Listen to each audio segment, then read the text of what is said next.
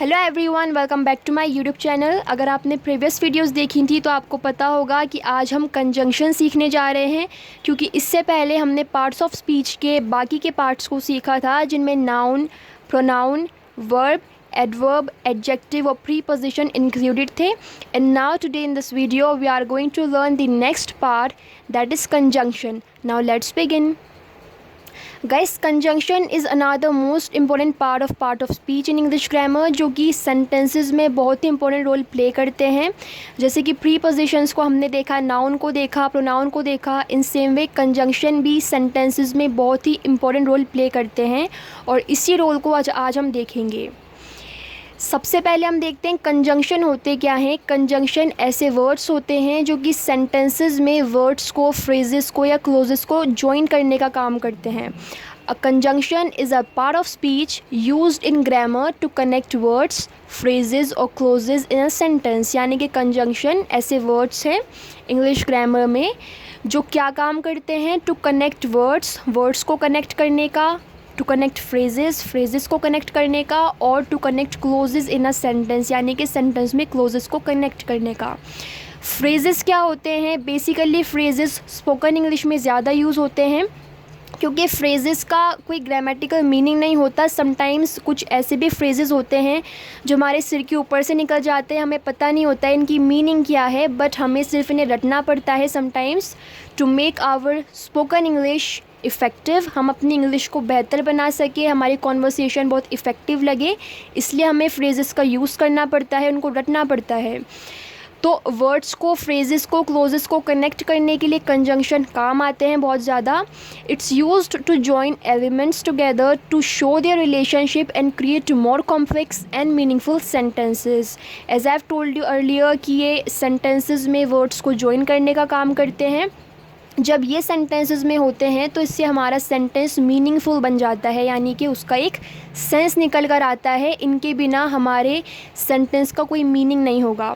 अब ब्रैकेट के अंदर जो वर्ड्स आपको नज़र आ रहे हैं, ये कुछ मोस्ट कॉमनली यूज्ड कंजंक्शन हैं जो कि इम्पॉर्टेंट हैं, जिनका यूज़ हम अपनी डे टू डे लाइफ के अंदर करते हैं, जिन्हें आपने अक्सर देखा होगा। फॉर एग्ज़ाम्पल एंड, बट, और, nor, yet, so, for, like, although, if, because, either, neither, etc. ये जो कंजंक्शन है ये इंपॉर्टेंट कंजंक्शन है। इनके अलावा भी बहुत सारे हैं, बट यहाँ पर मैंने बेसिकली जो इम्पॉर्टेंट थे उनको ही कवर अप किया है। एग्जाम्पल से समझेंगे तो ज़्यादा अच्छे से समझ आएगा। The first example is I like pizza and pasta, यानी मुझे पिज़्ज़ा और पास्ता पसंद है। यहाँ पर एंड जो वर्ड है ये एक कंजंक्शन है, क्योंकि इसने दो वर्ड्स को कनेक्ट करने का काम किया है, और वो दो वर्ड्स क्या हैं? पिज़्ज़ा और पास्ता। हम हिंदी में भी कहते हैं और मुझे पिज़्ज़ा और पास्ता पसंद है, तो ये जो और है इसी को हमने इंग्लिश में एंड बोल दिया। अगर मैं कहती आई लाइक पिज़्ज़ा पास्ता, तो क्या हमें समझ आ रहा है? Does it make any sense? हमें लग रहा है कि पिज़्ज़ा पास्ता किसी एक ही चीज़ का नाम है, लेकिन जब हमने एंड जोड़ा तो हमें पता चल पा रहा है कि pizza and pasta are two different things. So I like pizza and pasta. He wanted to go to the party but he had to work, यानी कि वो पार्टी में जाना चाहता था। He wanted to go to the party, वो party में जाना चाहता था, but he had to work, लेकिन उसे काम करना था, तो इसलिए वो नहीं जा पाया।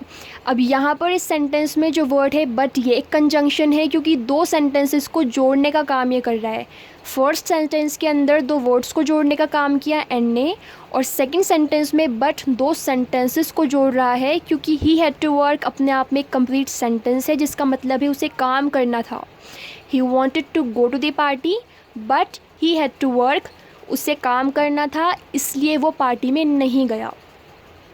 यू कैन हैव टी और कॉफ़ी फॉर ब्रेकफास्ट, यानी कि तुम ब्रेकफास्ट के लिए टी, चाय और कॉफ़ी कुछ भी ले सकते हो। यहाँ पर चॉइस रख दी है आपको, या तो आप टी ले लो या कॉफ़ी ले लो। तो और जो वर्ड है ये एक कंजंक्शन है जो कि चॉइस बता रहा है, या तो आप टी ले लो या आप कॉफ़ी ले सकते हो।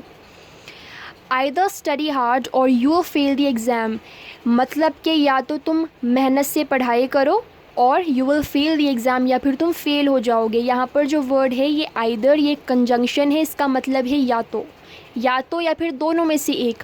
आइदर स्टडी हार्ड, या तो पढ़ाई करो, और you will fail the exam, या फिर तुम फेल हो जाओगे। मतलब दोनों में से कोई एक चीज़ करो, या तो पढ़ाई करो या फिर तुम फेल हो जाओ। If you finish your homework you can watch TV, अगर तुम अपना होमवर्क कंप्लीट कर लेते हो तो तुम टीवी देख सकते हो। If you finish your homework, यहाँ पर इफ़ जो वर्ड है ये कंजंक्शन है, क्योंकि हम कह रहे हैं अगर तुम अपना होमवर्क फिनिश कर लेते हो तो तुम टीवी देख पाओगे। So first you will have to finish your homework then you will be allowed to watch TV. पहले होमवर्क कंप्लीट करो, उसके बाद तुम टीवी देखने के लिए अलाउ किए जाओगे। Now neither Mary nor John could attend the party, यानी ना तो मैरी, नाइदर मीन्स नहीं, नाइदर और नॉर ये एक साथ ही यूज़ होते हैं। नाइदर मैरी, ना ही मैरी, नॉर जॉन, ना ही John, could attend the party, यानी दोनों में से किसी ने भी पार्टी अटेंड नहीं की। ये दोनों ही कंजंक्शन है। Although it was raining we went for a walk, although मतलब हालांकि बारिश हो रही थी। Although it was raining we went for a walk, लेकिन हम फिर भी वॉक के लिए गए। ऑल्दो एक कंजंक्शन है, हालांकि बारिश हो रही थी फिर भी हम वॉक के लिए गए। She wanted ice cream so she went to ice cream parlour, यानी वो आइसक्रीम चाहती थी, उसको आइसक्रीम खाने का मन था। She felt like having ice cream so she went to the ice cream parlour. तो सो जो वर्ड है ये यूज़ हो रहा है इन दोनों सेंटेंसेस को कनेक्ट करने के लिए, जॉइन करने के लिए। सो मतलब इसलिए, क्योंकि उसे आइसक्रीम खाना था इसलिए वो आइसक्रीम पार्लर चली गई। ही is tired yet he keeps working, मतलब कि वो थका हुआ है, येट मतलब फिर भी वो लगातार काम किए जा रहा है, थकने के बावजूद भी वो लगातार काम किए जा रहा है। He is tired yet he keeps working. Mary sings like a professional, यानी कि मैरी एक प्रोफेशनल की तरह गाती है, मतलब प्रोफेशनल सिंगर की तरह। यहाँ पर लाइक जो वर्ड है ये कंजंक्शन है जो कि मैरी का और एक प्रोफेशनल सिंगर का कंपैरिजन कर रहा है। मतलब कि अगर हम कहते हैं Mary sings a professional singer तो क्या हमें कुछ समझ आता? नहीं। बट जब हमने लाइक को ऐड किया तो हमें समझ आ रहा है कि मैरी को कंपेयर किया जा रहा है एक प्रोफेशनल सिंगर से, और हम कह रहे हैं Mary sings like a professional singer. Like her sister she enjoys playing the piano, यानी अपनी बहन की तरह वो भी पियानो बजाना पसंद करती है, उसे भी बड़े मज़े आते हैं पियानो बजाने में। लाइक हर सिस्टर, यहाँ पर भी दो सिस्टर्स का कंपैरिजन है, दोनों की सिमिलर जो हैबिट्स हैं, सिमिलर जो लाइक्स हैं उनको बताया जा रहा है। लाइक हर सिस्टर यानी अपनी बहन की तरह, she enjoys playing the piano, उसे भी पियानो बजाना अच्छा लगता है। तो लाइक यहाँ पर एक कंजंक्शन है। They couldn't go to the concert for they didn't have tickets, यानी वो कॉन्सर्ट में नहीं जा पाए क्योंकि उनके पास टिकट्स नहीं थे। यहाँ पर फॉर का मतलब के लिए नहीं है, वैसे फॉर का मतलब के लिए होता है, बट मैंने आपको प्रीवियस प्रीपोजिशन की वीडियो में भी बताया था कि फॉर एक वर्सेटाइल वर्ड है जो कि एज अ प्रीपोजिशन भी यूज़ होता है as well as a conjunction भी। यहाँ पर फॉर का मतलब है क्योंकि। अगर हम मीनिंग को समझे सेंटेंस की तो they couldn't go to the concert, वो कॉन्सर्ट में नहीं जा पाए। For they didn't have tickets, क्योंकि उनके पास टिकट्स नहीं थे, तो फॉर का मतलब है क्योंकि। I'll wait here until you come back, यानी मैं इंतज़ार करूँगा जब तक तुम वापस आओ। until ये कंजंक्शन है जिसका मतलब है जब तक। अगर मैं इसके बिना सेंटेंस को कहूँ तो ये कुछ ऐसा लगेगा, I'll wait here you come back। कोई सेंस नहीं समझ आ रहा है हमें कि बोलना क्या चाह रहे हैं, बट जब हमने until को ऐड किया तो सेंस निकला, I'll wait here, मैं इंतज़ार करूँगा until you come back, जब तक तुम आओगे वापस। Since you are here let's start the meeting, क्योंकि तुम यहाँ हो तो चलो मीटिंग स्टार्ट करते हैं। सिंस भी फॉर की तरह एक बहुत ही वर्सटाइल वर्ड है जिसका यूज़ हम अलग अलग सेंस में करते हैं। समटाइम्स टाइम को बताने के लिए करते हैं। अगर आपने टेंस की वीडियो देखी थी तो उसमें मैंने आपको समझाया था कि सिंस का यूज़ हम किसी एग्जैक्ट टाइम को बताने के लिए करते हैं, जैसे कि कोई एग्जैक्ट डेट हो, एग्जैक्ट ईयर हो, since morning, since evening, since afternoon. But in this sentence इसका जो मीनिंग है वो है क्योंकि। सिंस का यूज़ हम कर रहे हैं बिकॉज को रिप्लेस करके, सिंस मतलब क्योंकि। सिंस यू आर हियर मतलब क्योंकि तुम यहाँ हो। लेट्स स्टार्ट दी मीटिंग, चलो मीटिंग स्टार्ट करते हैं।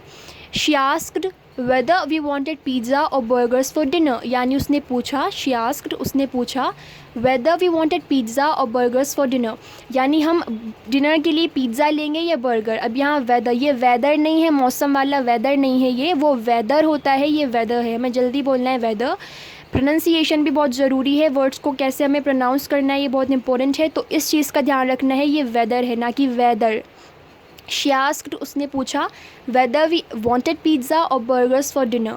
वेदर का यूज़ यहाँ पर हो रहा है चॉइस जानने के लिए कि हमें पिज़्ज़ा चाहिए या बर्गर, तो ये भी एक कंजंक्शन है। तो this is how conjunction play an important role in sentences. ये वर्ड्स को, क्लोजेस को, फ्रेजेस को जॉइंट करने के लिए, कनेक्ट करने के लिए यूज़ होते हैं सेंटेंसेस में।